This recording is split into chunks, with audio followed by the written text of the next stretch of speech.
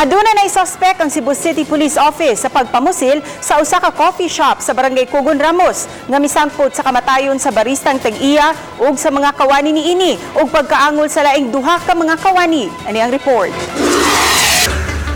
Buwan sa Abril, gipusil patay ang tag-iya sa usa ka coffee shop ug ang cashier nga usa ka working student sa barangay Cugon Ramos, Cebu City. Ang mga biktima silang John Michael Hermoso ug Kate Tribel Ramos nga nakaangkon og samad sa ilang ulo. Samtang laing duha ka makawani ang naangol. Ang Kapolisan dunay suspek sa krimen ug Gitakda pasakaan og kasong murder. Wa hinuon ibutyag ni Police Colonel Royena Garma ang Cebu City Police Office Director kung si kinsa ang naasoy mga suspek hangtod mapasaka ang kaso. Meron na kaming suspect, puro kasi circumstantial evidence. So we need more para maging strong yung ebidensya natin against dun sa identified namin suspect. At we are convinced that yun nga ang may gawa na krimen because of the motive.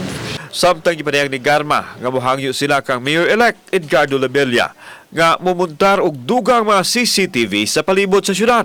Alang sa opisyal, dako og ikatabang sa pagsulbad sa mga krimen kung adunay mga CCTV nga makarecord sa mga panghitabo. We'll invest more on public safety projects, especially mga CCTV na in public places. Kauban si John Solon, ako si Alan Domingo. Balitang, Bisdak.